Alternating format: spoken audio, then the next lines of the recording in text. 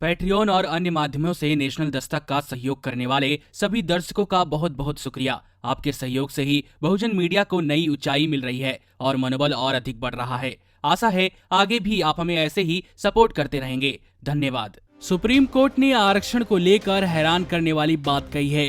Court ने कहा कि आरक्षण कोई मौलिक अधिकार नहीं है। कोर्ट ने यह बात तमिलनाडु के मेडिकल कॉलेजों में ओबीसी उम्मीदवारों के लिए कोटा पर सुनवाई के दौरान कहा है। कोर्ट ने गुरुवार को कहा, आरक्षण का अधिकार मौलिक अधिकार नहीं है। कोर्ट में जस्टिस एन नागेश्वर राय की अध्यक्षता वाली एक पीठ ने अपने आदेश में स्पष्ट रूप से कह दिया है कि कोई भी आरक्षण के अधिकार को मौलिक अधिकार नहीं कह सकता है और इसलिए कोटा लाभ नहीं देना किसी भी संवैधानिक अधिकार का उल्लंघन नहीं माना जा सकता है। आपको बता दें कि पिछले दिनों की बात है जब सुप्रीम कोर्ट ने आंध्र प्रदेश में आदिवासी टीचरों की भर्ती के लिए 100% आरक्षण देने को मना कर दिया था और कहा था कि यह जरूरी नहीं है कि आदिवासी इलाकों के स्कूलों में सभी अध्यापक आदिवासी ही हों।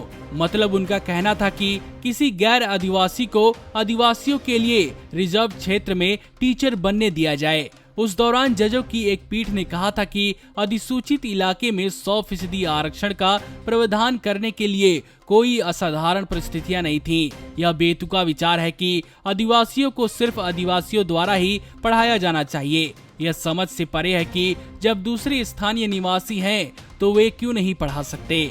वहीं तमिलनाडु में ओबीसी आरक्षण की बात करें तो यह सीपीआई, डीएमके और उसके कुछ नेताओं द्वारा 2020 से 2021 में यूजी, पीजी मेडिकल और डेंटल कोर्स में आरक्षण के लिए याचिका दायर की गई थी। इन्होंने 50% ओबीसी आरक्षण की मांग की थी। उन्होंने बताया कि तमिलनाडु में ओबीसी, एससी और एसटी के लिए 69% आरक्षण है और इसके भीतर ओबीसी आरक्षण लगभग 50% है। अन्ना द्रमुक ने अपनी याचिका में कहा कि तमिलनाडु के कानून के तहत व्यवस्था के बावजूद अन्य पिछड़े वर्गों के छात्रों को 50% आरक्षण का लाभ नहीं देना तर्कसंगत नहीं है। अन्ना द्रमुक पार्टी ने अपनी याचिका में कहा कि ऑल इंडिया कोटा व्यवस्था लागू होने के बाद से ही कई शैक्षणिक सत्रों में देश के मेडिकल कॉलेजों में प्रवेश के लिए ऑल इंडिया कोटा सीट में अन्य पिछड़े वर्गों का प्रतिनिधित्व कम रहा है। लेकिन सुप्रीम कोर्ट ने याचिका पर सुनवाई के दौरान सवाल किया कि अनुच्छेद 32 के तहत याचिका कैसे स्वीकार की जा सकती है, क्योंकि आरक्षण मौलिक अधिकार ही नहीं है। अनुच्छेद 32 केवल मौलिक अधिकारों के उल्लंघन के लिए है।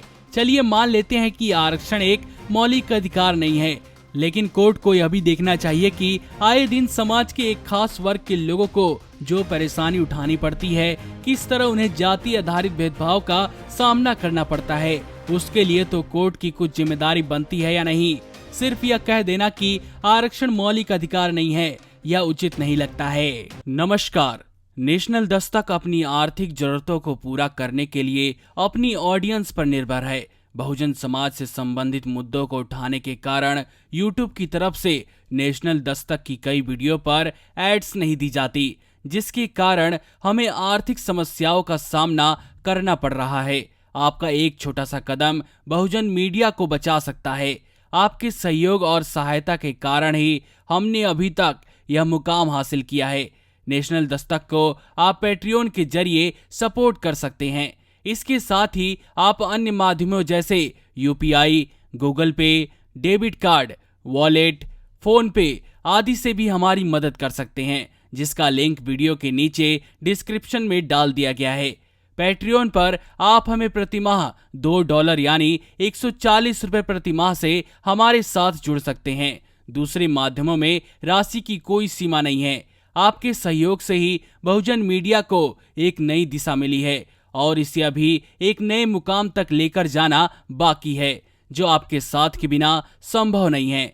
आपसे डायरेक्ट फंडिंग से हम आपके अधीन हो जाएंगे और एक स्वतंत्र मीडिया के तौर पर समाज की आवाज को बुलंद कर पाएंगे। धन्यवाद। नेशनल दस्तक को देखने वालों से अपील है कि वह नेशनल दस्तक के सपोर्टर फॉर्म को भरें ताकि हम सीधे आपसे जुड़ सके। नेशनल दस्तक की आपसे गुजारिश है कि अगर इसको बचाना चाहते हैं तो नेशनल दस्तक को सब्सक्राइब करने के लिए रेड कलर के सब्सक्राइब बटन को दबाएं, फिर बेल आइकन की घंटी दबाएं। नेशनल दस्तक को बचाने के लिए बहुत जरूरी है कि हर खबर को शेयर करें, लाइक करें, कमेंट जरूर करें।